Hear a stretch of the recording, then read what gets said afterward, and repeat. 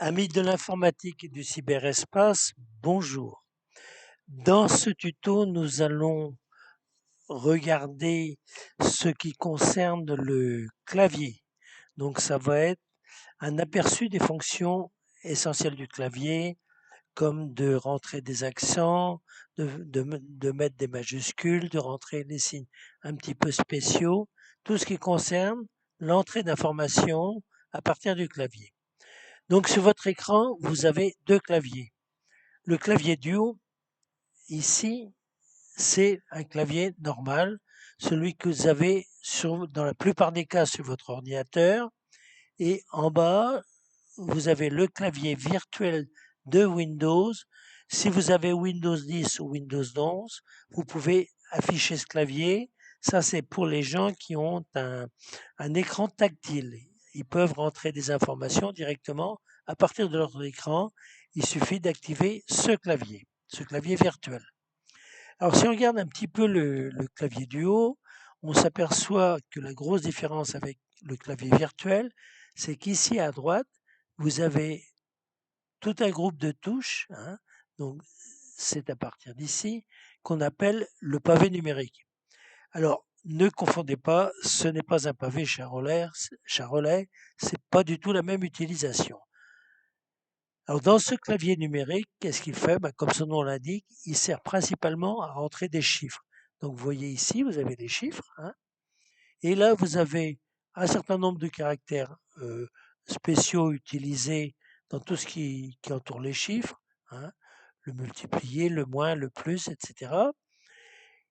Et une touche ici, la touche verrouillage numérique. Alors, cette touche verrouillage numérique, elle sert à passer uniquement cette partie en mode numérique, c'est-à-dire qu'on va appuyer sur des chiffres et on aura les signes spéciaux, ou en mode normal.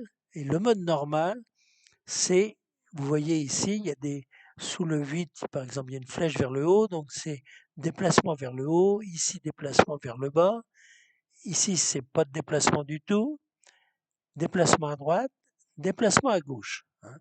Alors, si vous êtes en train de rentrer, vous allez quelque part et que vous avez un code à rentrer, hein, un mot de passe, et qu'il y a des chiffres, vérifiez bien que lorsque vous tapez les chiffres, les petits points qui s'affichent sur votre mot de passe avancent bien. Parce que si ça n'avance pas, ça veut dire que votre clavier n'est pas en verrouillage numérique. Donc vous appuyez sur la touche verrouillage numérique et vous verrez vos chiffres qui avancent à l'écran. La partie de gauche, donc c'est toute cette partie à partir d'ici jusqu'au bout, là, c'est exactement la même que celle qui est en bas. Donc pour notre démonstration, nous allons utiliser le clavier virtuel de Windows. Voilà. Donc ici, nous sommes dans la partie haute, nous avons un traitement de texte. Donc, écoutez, ça va être très simple. Je vais me servir de mon clavier pour rentrer du texte. Donc, je commence à taper E, L. Donc, je vais rentrer le mot élève. Voilà, V, E. Bon, je suppose que vos yeux avertis se sont rendus compte qu'il y a quand même un petit problème. C'est qu'il manque un certain nombre de choses dans ce texte. Alors, vous voyez, je vais remettre ça comme c'était, parce que mon traitement de texte qui est très élevé, de temps en temps, prend des initiatives, hein. Hop, et voilà. Donc, vous vous rendez compte qu'il y a des petites choses qui vont pas. D'abord, il n'y a pas d'accent, et ensuite, il n'y a pas de majuscule. Donc, on va corriger tout ça. Alors, la première des choses à faire, c'est de mettre une majuscule. Donc, on se met juste au début du mot, et là, on va rentrer le E majuscule. Alors, pour rentrer le E majuscule, j'appuie sur la touche maj. Alors, ça ne veut pas dire magique, ça veut dire majuscule. Majuscule. Je garde mon petit doigt musclé appuyé sur la touche et tout en gardant mon petit doigt appuyé sur la touche, je vais appuyer sur le E. Je vais frapper le E. Vous voyez, un petit coup, clac. Et là, vous voyez, là, j'ai un E majuscule qui est rentré. Donc, à ce moment-là, vous relâchez votre doigt de la touche majuscule. Et à partir de ce moment-là, tout le texte qui va suivre va être en minuscule. Donc le mode majuscule se désactive à partir du moment où vous n'appuyez plus sur la touche. Vous voyez, si je tape un A, un Z, ils sont en minuscule. Donc j'en profite pour vous montrer une petite chose. Si je veux effacer mon A et mon Z, là, hein, je vais me servir de cette touche-là, hein, qui est la touche retour, et je vais appuyer dessus, et vous voyez, ça m'efface tout ce qui est à gauche du curseur. Si je veux enlever ce qui est à droite du curseur, hein, parce que comme je suis feignant, je ne veux pas déplacer mon curseur. Parce que c'est vrai, à mon âge, c'est quand même un peu trop fatigant, mais en plus, j'ai une astuce. Hein. Donc, je vais appuyer sur la touche ici, suppression. Et vous voyez le E de élève, il est parti. Alors, maintenant, qu'est-ce qu'on va faire? Maintenant qu'on n'a plus ce E qui n'avait pas sa place, bon, on va mettre le E avec l'accent. Donc, on regarde, qu'est-ce qui se cache sous le 2 ici? On a le E accent aigu. Donc, je clique dessus, j'appuie dessus, pardon, et voyez, là, j'ai mon élève. Alors, maintenant, je vais faire autre chose. Comme je suis toujours aussi feignant, j'ai pas eu le temps de changer. Je vais déplacer mon curseur sans la souris. Hein. Donc je viens ici, les touches de déplacement qui sont à droite, à gauche, là.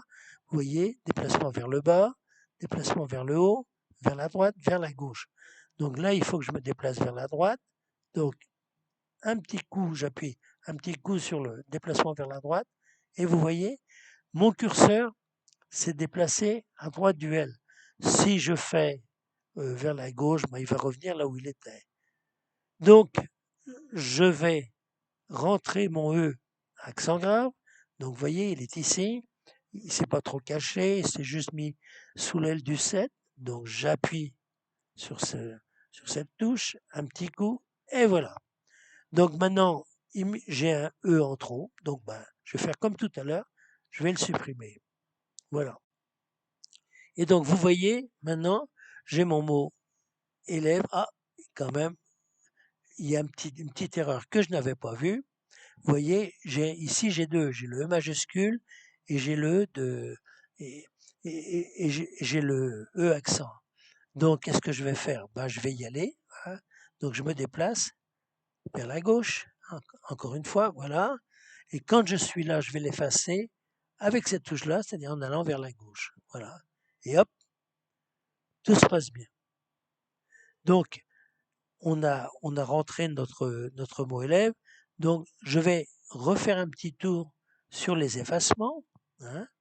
Donc là, je vais, pour changer de ligne maintenant, je vais appuyer sur la touche Entrée. Vous voyez, Entrée. Alors, ici, ça s'appelle la touche Entrée. Et sur le premier clavier que je vous ai montré, c'est une flèche qui va d'abord en bas et puis à gauche.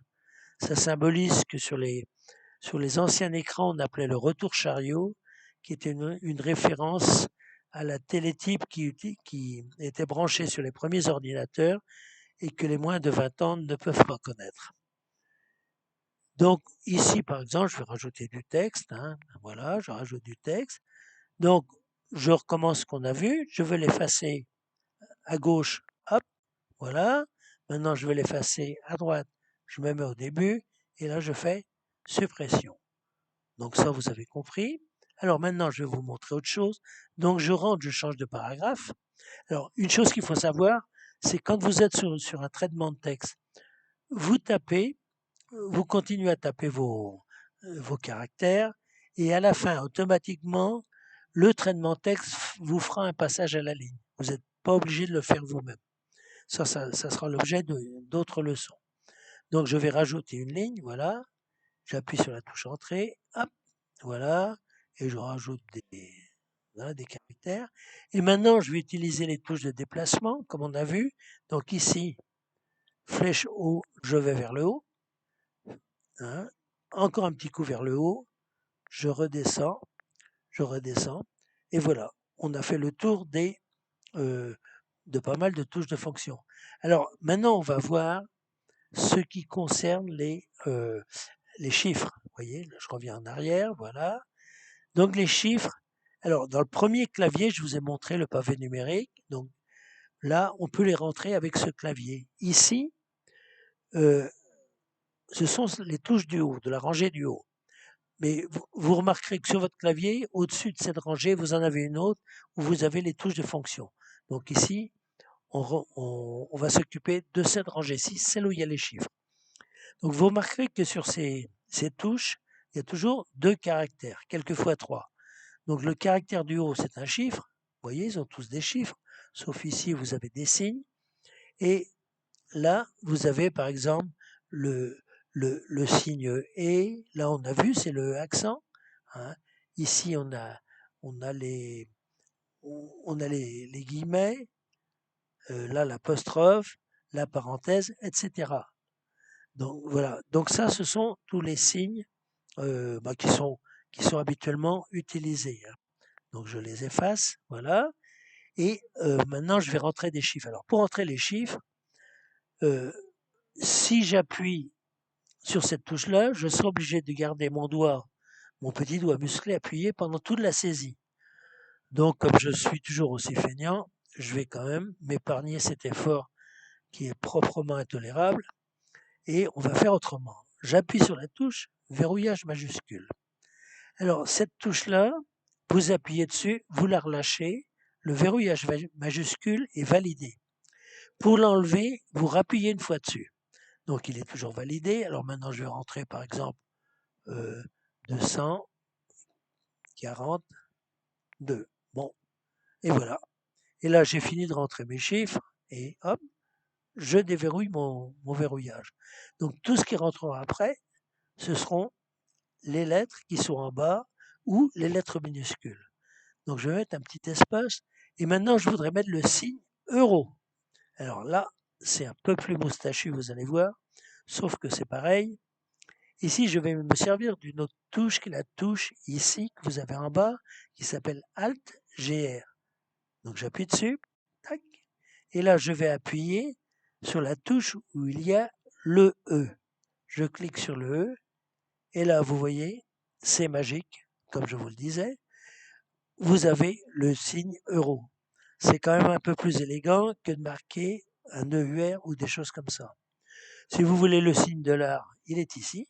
Tac. Et le signe livre, eh ben vous mettez en majuscule et là vous venez ici. Voilà, donc là on a vu les chiffres. Et maintenant, on va voir certains accents.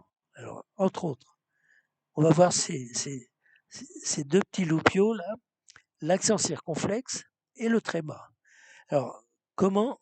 Donc je vais dire ici par exemple, hein, je vais dire bientôt,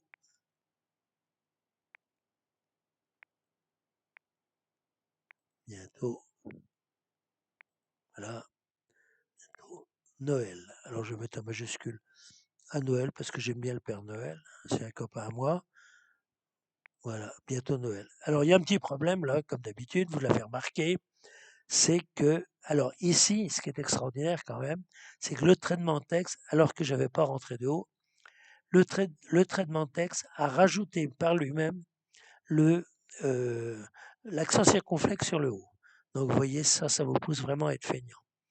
Donc je vais quand même l'enlever, hein, parce que j'ai décidé de travailler un peu, il faut quand même que je mérite mon salaire. Hein. Donc j'enlève mon haut. Et là, je vais rentrer un haut avec un accent circonflexe. La première chose à faire, c'est de mettre l'accent circonflexe. Bon, c'est l'inverse. Quand vous écrivez, vous faites le haut, vous mettez l'accent après. Là, c'est l'inverse. Donc, vous voyez, je vais cliquer sur l'accent circonflexe ici. Enfin, je vais cliquer, je vais appuyer un petit coup, voilà. Rien ne se passe. Pas de panique à bord, c'est normal.